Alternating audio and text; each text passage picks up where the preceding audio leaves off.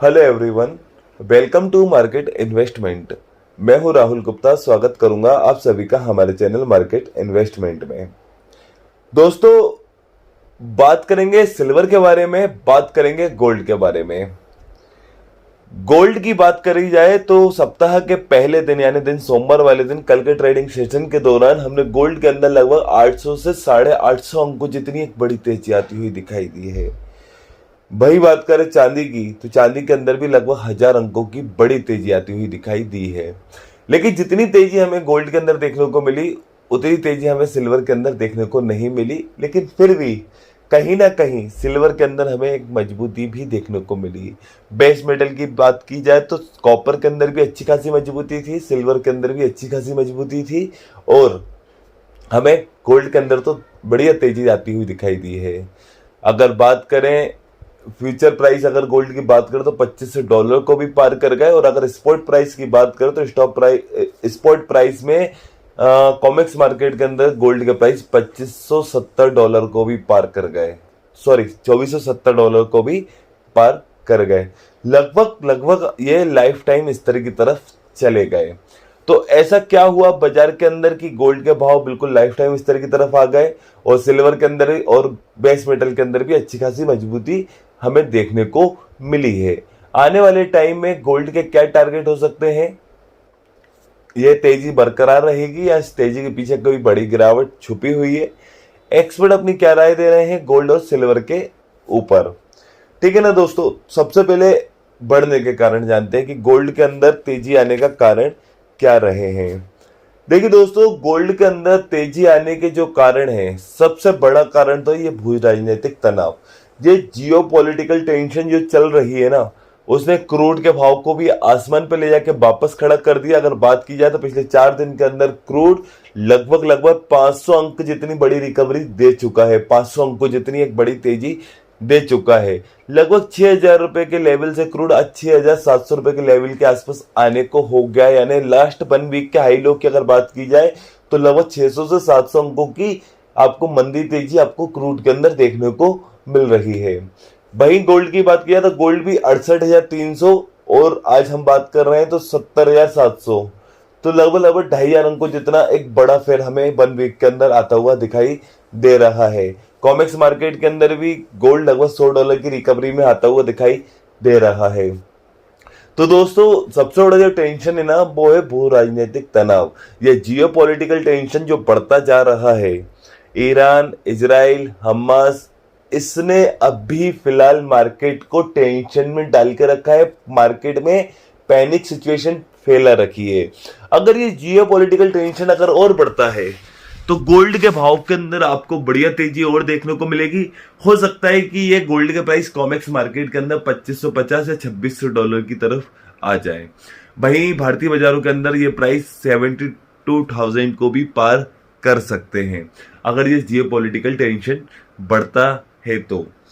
और क्रूड के भाव के अंदर भी आपको लमसम तेजी आती हुई दिखाई देगी। लेकिन अगर वहीं बात की जाए सिल्वर की तो सिल्वर के भाव के अंदर आपको तेजी भी आती हुई दिखाई देगी, मंदी भी आती हुई दिखाई देगी, बिकॉज सिल्वर 50% से ज्यादा यूज प्रोडक्शन में किया जाता है। 50% के अप्रोक्स ये इन्वेस्टमेंट मेटल है, तो इसके अंदर तेजी दिखाई देगी लेकिन एक सीमित समय तक के लिए दिखाई देगी। यानी buy on dip sell on high silver के अंदर बरकरार रहेगा। तो सबसे बड़ा टेंशन तो है ये भू राजनीतिक तनाव।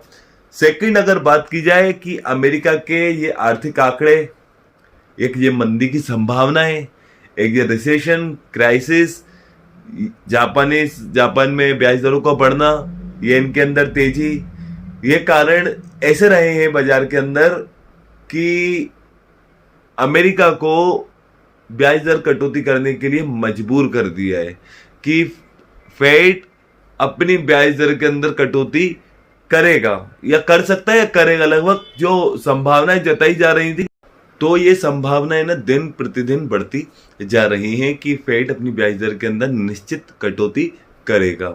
लेकिन दोस्तों, अभी इसके अंदर भी एक बहुत बड़ा सवाल है कि पहले उम्मीद जताई जा रही थी कि फेड अपनी पहली ब्याज दर के अंदर कटौती सितंबर में करेगा और 25 BPS जितनी ब्याज दर के अंदर कटौती आपको देखने को मिलेगी। लेकिन ये जो नए नए मार्केट के अंदर न्यूज निकल कर आई है, उस न्यूज ने फेड को 25 बीपीएस की जगह 50 बीपीएस ब्याज दर के अंदर कटौती करने के लिए मजबूर कर दिया है। फिलहाल संभावनाएं बढ़ गई हैं कि फेड ब्याज दर के अंदर कटौती करेगा, और वो भी 25 बीपीएस नहीं, 50 बीपीएस जितनी ब्याज दर के अंदर कटौती करेगा। और अगर नहीं करेगा तो हो सकता है कि अमेरिका को एक फिर मंदी का सामना करना पड़ जाए। तो मंदी के जोखिम से बचने के लिए अमेरिका को अपनी ब्याज दर के अंदर कटौती करना बहुत जरूरी हो गया है। तो फिलहाल ब्याज दर के अंदर कटौती होना गोल्ड के लिए एक गुड न्यूज है, क्योंकि ब्याज दर के अंदर कटौती होना डॉलर इंडेक्स के लिए एक बुरी खबर है, और डॉलर इंडेक्स के लिए बुरी खबर है तो गोल्ड के लिए ऑटोमेटिक अच्छी खबर बन गई है, क्योंकि डॉलर इंडेक्स और गोल्ड दोनों ही एक दूसरे से विपरीत दिशा में चलते हैं। वो डॉलर इंडेक्स बढ़ेगा तो गोल्ड गिरेगा, डॉलर इंडेक्स गिरेगा तो गोल्ड बढ़ेगा, तो दोनों एक दूसरे से विपरीत चलते हैं। तो फिलहाल डॉलर इंडेक्स के लिए बुरी खबर और गोल्ड के लिए एक अच्छी खबर का माहौल बना हुआ है। फिलहाल ये तेजी का जिम्मेदार इन दो न्यूज को ही दे सकते हैं कि भैया ये तेजी आने के यही दो कारण है कि एक भू राजनीतिक तनाव का बढ़ना, और दूसरा फेड की ब्याज दर कटौती की उम्मीदें और ज्यादा बढ़ना। मंदी की चिंता ने भी अमेरिका को सता रखा है, सेफ इन्वेस्टमेंट के रूप में गोल्ड को बहुत ज्यादा चमका रखा है। ठीक है, तो गोल्ड के अंदर तेजी लगातार बनी रहेगी। फिलहाल आज मंगलवार का दिन है और कल वेडनेसडे, पीपीआई डेटा निकल कर आने वाला है अमेरिका का, सीपीआई डेटा निकल कर आने वाला है कल अमेरिका का। तो फिलहाल गोल्ड के अंदर जो हम देख रहे हैं, जो कल क्लोजिंग हमें देखने को मिली 70 या 700 रुपये, 740 रुपये के आसपास जो हमें क्लोजिंग देखने को मिली है, तो हो सकता है गोल्ड के प्राइस आपको 200-300 अंकों जितने करेक्शन में आते हुए दिखाई दे, कि भाई 200-400 अंक आपको एक अप एंड डाउन देखने को मिले, प्रॉफिट बुकिंग देखने को मिले, मुनाफा वसूली देखने को मिले, आर्थिक आंकड़ों के आने का एक प्रेशर भी हो सकता है बाजार के अंदर। तो 200-400 अंक आपको हो सकता है गोल्ड आपको टूटता हुआ दिखाई दे। चांदी के अंदर हो सकता है बड़ी गिरावट भी निकल कर आ जाए, लेकिन गोल्ड को बाय ऑन डिप बनता है, बाय ऑन डिप कीजिए, एक परफेक्ट एसएल लगाइए, बिल्कुल परफेक्ट एसएल जो भी आपका है, 5,000 का एसएल है, 10,000 का एसएल है या 20,000 का एसएल है, लेकिन एक स्टॉप लॉस को पहले लगाइए, उसके बाद अपनी पोजीशन बनाइए। गोल्ड के अंदर बाय ऑन डिप बनता है। फिलहाल अगर गोल्ड आपको 200-400 पॉइंट या 500 पॉइंट जितने करेक्शन में आता हुआ दिखता है, तो गोल्ड के अंदर अपनी एक बाई की पोजीशन बनाइए, लेकिन विदाउट मतलब एक स्टॉप लॉस लगाइए पहले, जो भी आपका स्टॉप लॉस हो, भले 5,000 का ही क्यों ना हो, एक स्टॉप लॉस लगाइए।